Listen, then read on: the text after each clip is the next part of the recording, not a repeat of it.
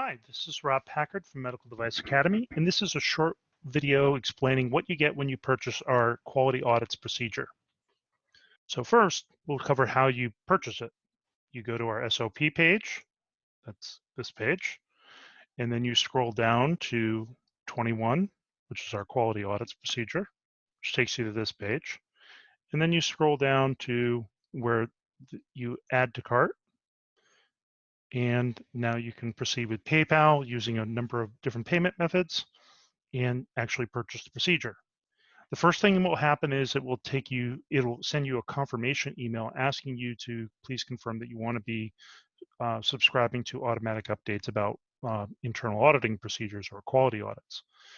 In order to get the automatic delivery, you have to accept that. And then if you don't want to continue to get emails, you can unsubscribe. But once you've confirmed, then you'll get an automated email that will look like this. And there are 3 different documents attached. And there's one brand new document that I didn't have enough room to attach, so instead we included it as a hyperlink to download it from Dropbox. So these are the 4 documents in total that you would get. And when you open up the first one, which is the procedure, this is what you see. It's the 8th draft of the procedure. It was co-written by Matthew Walker and myself. The procedure is compliant with 1345/2016. One of the things that Matthew did recently is he updated the procedure to include blue color-coded links to where the clause requirements can be found. So if you're going through a certification audit and the auditor is looking for how you meet the requirements of each clause, it's highlighted in blue here for each clause that you're looking for. So here's where it says that here. And then as we scroll down, here's paragraph 5, paragraph 1, paragraph 7, and I think we have paragraph 6 down below. Right here, paragraph 6. We have a couple of flow charts, or 3 different flow charts in this procedure, so you can update those or delete them if you don't want to have a flow chart in your procedure. We have where the different records are located, the description of the records, and storage and retention requirements. So that meets the requirements of 824 paragraph 6 to store and maintain records. Then we have risk management applied to all our procedures. So we have a risk management section explaining how that requirement is met. We have training, and you could update this to reflect the titles in your company, but these were the training titles we came up with, and we differentiate between auditor requirements for audit program managers, lead auditors, and auditors or team members. So there's the 3 different levels of training.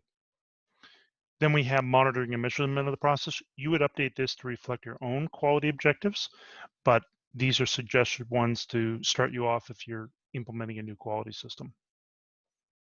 Then we have 3 sections to the main body of the procedure, so I'll get to that. First one is planning of the audit program, and you put the planning in your audit log. Next one is the internal audit. This is how to actually conduct the audit, covering opening meeting with lots of details, collecting objective evidence, the different types of objective evidence, including how to collect evidence for remote audits, how to grade findings, the closing meeting, and then we get into training and competency. Training and competency is a section I just added a lot to. The standard for auditing is ISO 19011:2018, and you can read that standard, you can take a formal course, but then you should have a quiz for training effectiveness and some sort of observation by another auditor watching you do audits so you can get some constructive feedback the first couple of times you do an audit. So we said here, if an auditor requires additional training, the training may be web-based, so you don't have to have it in a classroom, it can be web-based, but you need a verification of effectiveness that the training was effective. And then you need another more experienced lead auditor observing you as a shadow and giving you feedback. And we even allow for recorded remote audits so you could get feedback on something retrospectively. But these are all the things that you should be observed doing at least twice. And this is arbitrary, it doesn't say in the standard anywhere, but these are all the activities, and watching you do it twice would be an absolute minimum. When I was trained to be a lead auditor, I had to do it 15 times, and then lead auditing, I think I had another 20 times. So by the time I was done, I had done about 50 audits in total, because not all the things that you're required to show, you do in every audit. Here was a training requirement for the lead auditors. Once again, quiz or an exam to demonstrate effectiveness of the training. But these are the things specific to lead auditors. So you had to lead it, conduct an opening meeting, had to conduct a closing meeting, had to finalize the audit report, distribute it, follow up on corrective actions. And the big one was managing team members. We didn't always have team members. So if you don't have a team member, that would prevent you from meeting all the requirements for a lead auditor. So that's one of the things you got to be aware of. And then managing the audit findings. We have a brief statement about that in general, but then we have deadlines for coming up with corrective action plans for certification bodies based on what most certification bodies want, that within 30 calendar days. Customers and internal audits should be the same. There's no reason to make it slower.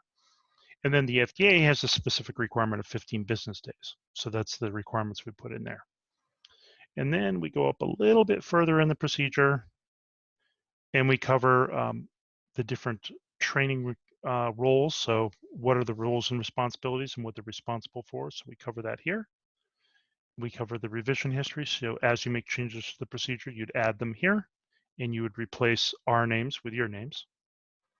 And here's all the related outputs. Here's the related inputs. Here's the procedure. So it's a very simple flow diagram. Here's the reference to the guidance document. And then here it tells you what it's applicable and what's not applicable. But not applicable, one important point here is audits of suppliers are covered in SYS-021, but the qualifications of a supplier auditor are covered in here. So that's everything that's in the procedure. We'll close that and we'll go on to the next document, which is our audit report template. So this is the fourth version of this audit report template. It has 9001, 2008 here as a possibility. You might be auditing to that. You might also be auditing to 1345, 2016 as an audit criteria. Here's the FDA requirements. This is for MDR reporting. This is for recalls. And then we have 14971, and that needs to be updated to 2019 now.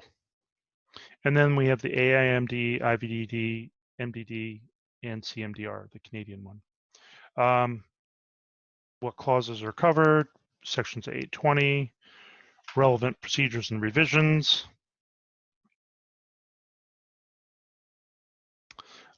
This is where you would write the nonconformities, so we give you a template for that, opportunities for improvement, and recommendations for follow-up. So in here you would write all the different process areas. So this is a complete audit report template. You can, of course, create your own template or copy another one. And if you're looking for feedback on your audit report template, please let us know.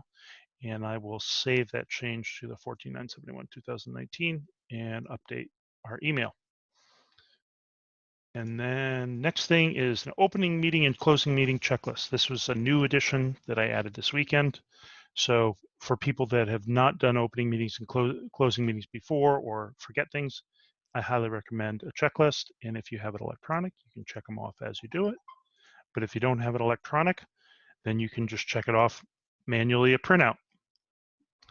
And then the next and final document is a log sheet. So this is where you would document your schedule for auditing.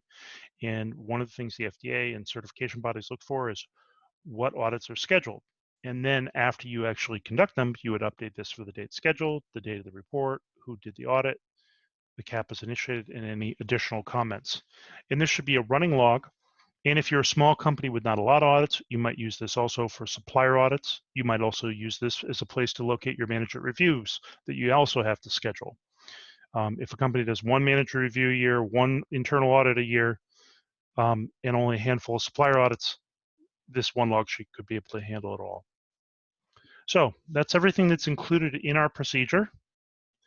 And if you have any questions or want to know how to adapt this to your own quality system, please don't hesitate to contact us. And we also have some additional training that's available. I haven't reflected that in this particular email, but there's a follow-up email that automatically comes to you mentioning some training that we have on the process approach to auditing and teaching you how to use turtle diagrams. And we also send a final follow-up email giving you a list of all our procedures if you need additional ones.